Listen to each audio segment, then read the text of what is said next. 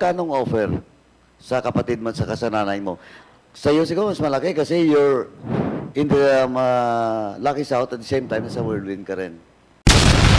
How I wish po malaki yung offer, no? Pero yung, like I said po, nag-start po ako 30,000, tapos nung nag-ano na po ako ng, yan, ng una Whirlwind, tinasan lang po ako ng 50,000 na offer na sa Harry Roque Bistadong nagsisinungaling na dahil nga umamin na itong si Cassandra Ong na ang Lucky South 99 at yung Whirlwind ay iisa lamang. Pero ayon dito noon kay Harry Roque ay magkaiba daw kung kaya't nandun siya. Kaya nga halatang halata na lahat na itong si Harry Roque ay nagsisinungaling nga dahil sa paglabas o paglaglag sa kanya nitong si Cassandra Ong, at ganun din ang mga testigo laban dito kay Harry Roque. Kaya narito guys, panoorin natin. Alam mo ba yung Michael Mascareñas?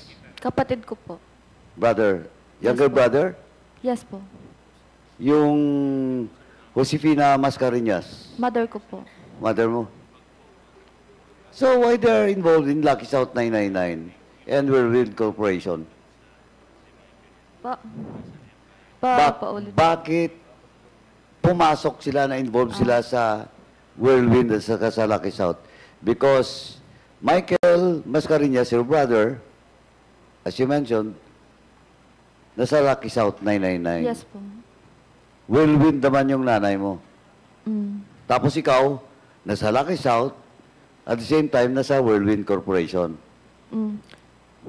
Why? Like I said po, ako po kasi yung at that time kausap ni Mr. U. So, gusto niya magtayo ng ganitong business. And at that time po, hindi ko rin alam yung Pogo. Wala akong idea. Ang alam ko lang, table games, baccarat. Kasi galing din po ako sa casino before. So, may idea po ako sa ganyan. Anyway, siyempre po kapag magtatayo ka ng corporation, kailangan ng kasama.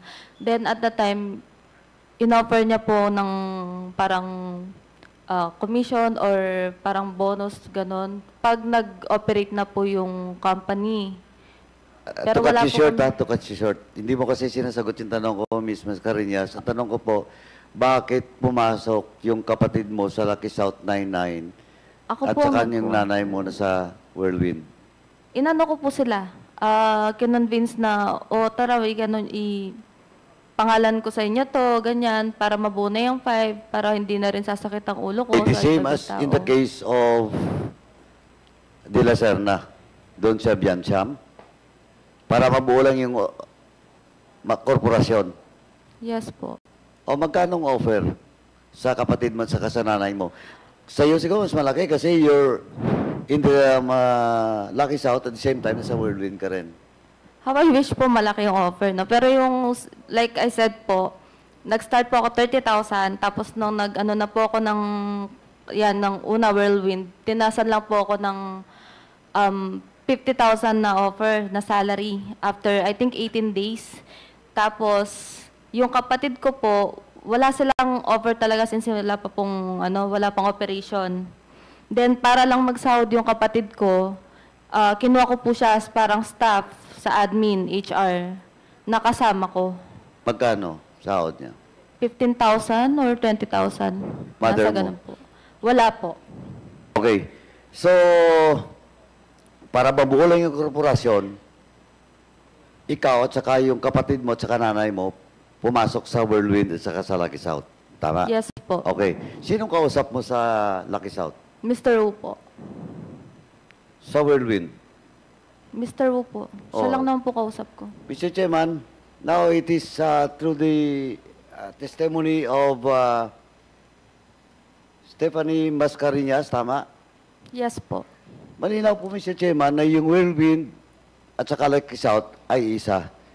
Because it's the one Ren Wo. Yes, Tama. Mr. Chair. Yes. Siya yung kausap niya si Whirlwind, siya rin ang kausap sa Lucky South. Yes, But Mr. Chair. the name of Mr. Wo did not appear dun sa Lucky South. Yes po. Siya rin po kasi nagde-decide if masasama yung pangalan niya or hindi, like that. So, now, inaamin mo na Yung Whirlwind at saka Lucky South, isa lang po ito.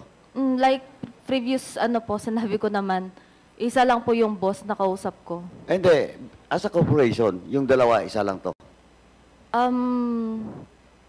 Wait lang po, kasi hindi ko po alam kung anong by Hindi, means as iisa. Di ba ang kumausap sa iyo is same Si Mr. person Wu po. sa Whirlwind at saka sa Yes, Lucky South? yes, O yes, di, Mr. Chair. ano lang yun? At the very least, siguro magkakonekta. Yes po. Okay? Safe siguro yun, safe. Yung Whirlwind po kasi parang as realty, then itong Lucky South as outsourcing. Pogo. Siguro po, ganun po. Sa Pogo. Like I said po, wala pong masyadong idea sa Pogo. Anyway.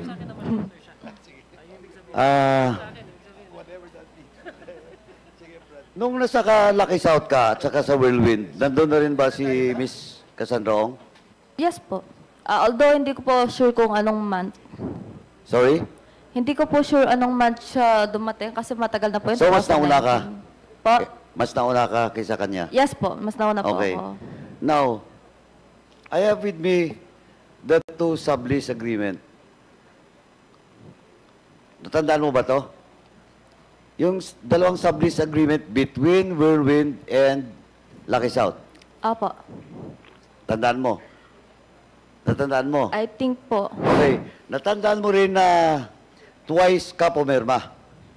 One signature in the first sublease, then second signature in the second sublease.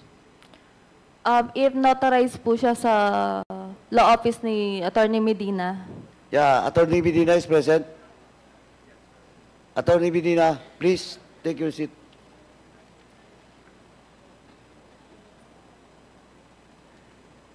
No, the first,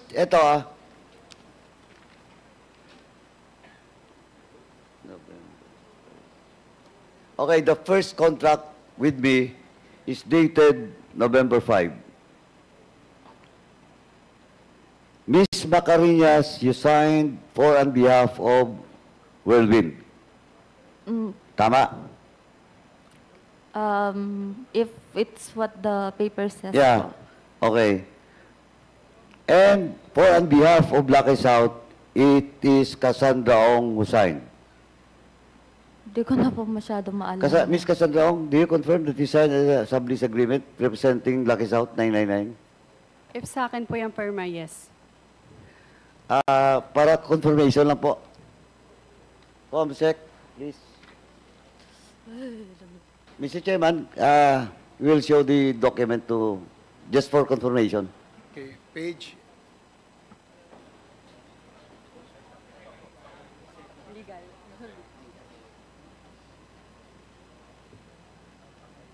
Sublease, yes. Representative lang naman po, pero hindi shareholder. Tama. Ay, tignan ko lang po. Sagutin mo.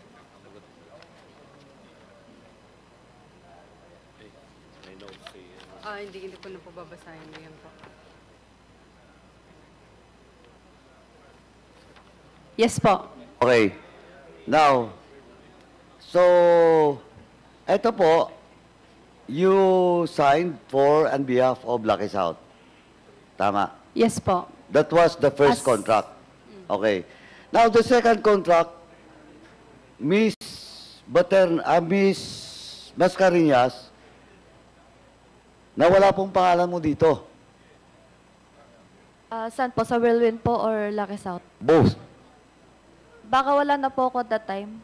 Pero ang pinirmahan ko lang po kasi na When was the transfer. time that you left Lucky South or Whirlwind? December 30, 2019. Oh, tama. Because this sublease agreement was signed February 2021. Ay, wala na. So wala ka na doon. Wala na po. Correct. But in this document, Ms. Cassandra Ong, please take note that in the first sublease agreement, you signed for on behalf of Lucky South, but in the second agreement, you signed for on behalf of Whirlwind. And Lucky South was represented by Ms. Baterna. So in short, Mr. Chairman, I just want to establish that former Secretary Harry Roque is lying. Because he insisted that you are not part of the whirlwind. Pwede po ako mag-explain, Mr. Chair? You don't want to see the document, the second sublease contract, for Alam you to ko po confirm? You want to see it? Or Alam you ko na- confirm na? Confirm na po. Ms. Materna, do you confirm that you signed the sublease agreement for on behalf of Lucky South 999? Yung second sublease agreement, ikaw na pong pumirma dito? Hindi ko po nakita, Mr. Okay. Chair.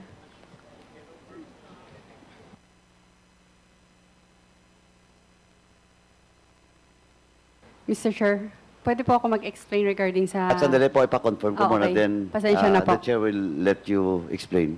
Salamat po.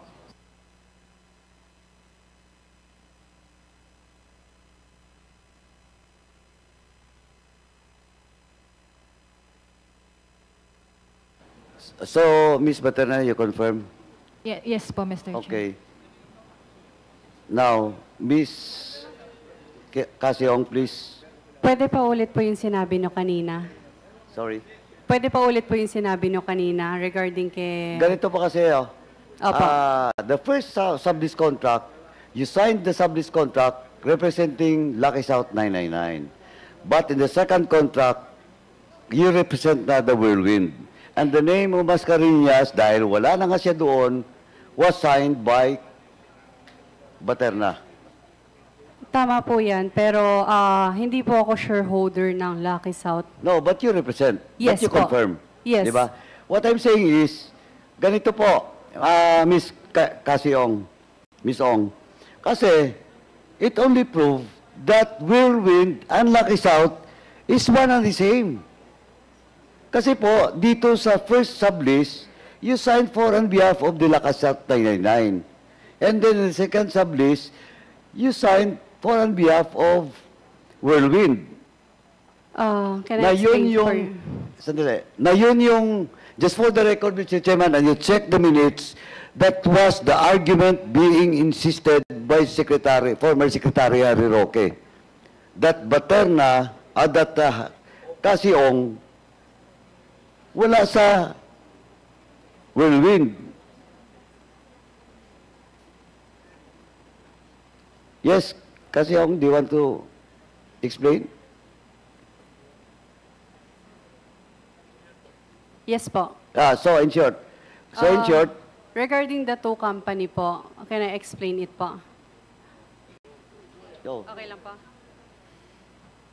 Kung hindi po, regarding sa two company po, Lucky South noon is sa amin po. And Whirlwind.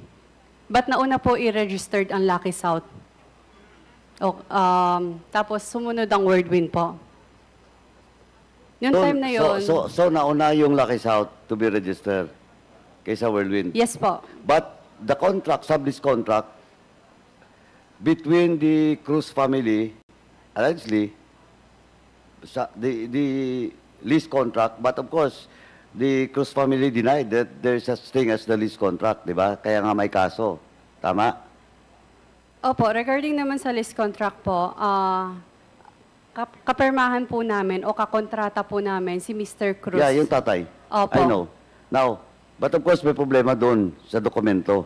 Kasi your lease contract was based on the board reso, di ba? Giving authority to the father, kay Roberto Cruz. Pwede ko po makita yung documents na po na yan. I'm not sure po eh. But it was denied. Finorge yung mga perma doon ng mga anak ni Roberto Cruz. Because Sa lease contract o contract to sell po? Hindi, yung contract to sell that was being claimed by the heirs, yung mga anak. But yung lease contract, which was where Whirlwind stands, and Mr. Roberto Cruz was denied by the children. Hindi po ako sure regarding dyan. Oh, but anyway, so nauna yung Lucky South, then Whirlwind. Yes po. Pero nabenta na po, na-i-transfer na si Lucky South sa other people na po. Last year, 2023, around September, kung hindi Sandali, po sandali. nagkakamali. Na-transfer na noong 2023. Tama po. But the sublease that we are talking in which you signed for Whirlwind and Lucky South, ito yung mga original documents eh. Yes po. Yeah, we're talking here, we are just establishing, Miss Cassandra Ong, that yung Whirlwind at saka Lucky South, isa lang to. The same people. Tama? Noong una po, yes po. So you confirm? Yes po, Oh, noong so una. when was the time that you met Harry Roque? When was the time? We met Harry Roque po. Yes. Yes. I think around 2022, after election, nung naging private citizen na po siya. Yung first meeting nyo, nung pinag-usapan nyo?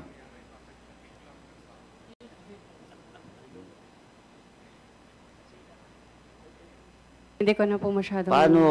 Hindi mo matandaan? I-recall ko lang. Oo. Paano mo nakilala si Harry Roque? Pinakilala siya from Singaporean friend po sa amin. Sinong Singaporean friend na yun? Hindi ko po kilala. Kaibigan po siya ng ninong ko, si Mr. U. Mr. Duaran U. So, a Kaibigan Singaporean po siya. friend of Mr. Wu introduced Harry Roque. Pwede pa ulit po? Yung Singaporean friend ni Mr. Wu ang nag-introduce kay Harry Roque? Tama po. O, so, common friend nila yung Singaporean. Yes po, kung hindi Okay. po ako nagkakamali. So, first meeting nandun ka. Opo. Anong pinag-usapan? Nagpakilala lang po, casual dinner. Tapos, Wala na po. the following, after nung first meeting nyo, may second meeting pa kayo? Nagkita pa ulit kayo? Wala na po. Wala na? After ng first meeting, madalang na lang po kaming... To be exact is hindi po kami nag-uusap after first meeting. Hindi, Nilapitan- sinamahan ka pa nga sa pagkor Yes eh. po. Ito, ina-explain ko po. Please give me time to explain po, Mr. Chair. Yeah. After nung first meeting, hindi po na masyadong nagkakaano. Nagkausap lang regarding, nagpatulong lang po. Nagpatulong ka. Opo. But, eto po, Cassandra. Yes po. During the first meeting, nandun ka mismo sa meeting with the Singaporean friend and Mr. Wo. Tama po. Siyempre, kung nandun ka, narinig mo kung anong pinag-usapan. Simpleng pakilala lang po. Simpleng casual So, wala din. kayong pinag-usapan? Wala silang pinag-usapan? Wala po. And after that, Kung is hindi po ako Harry Roque- nagkakamali, regarding po sa solar po ang... Sa solar po yata? Sa solar. Opo. Nag-materialize ba yung solar na yun? Ngayon ko lang po naalala. Like what I said po, medyo nakalimutan ko na yung pangyayari kanina. Kahit Napapanood mo bang hearing dito? Habang nag-hearing? kailan po? The other day, on the second hearing, napapanood mo ba? The whole hearing po, hindi po. Pero may mga news po yata. Anyway, But not exact. Anyway, magkaalaman tayo pag nandito na si Harry Roque. But Mr. Chairman, again, I just like to manifest that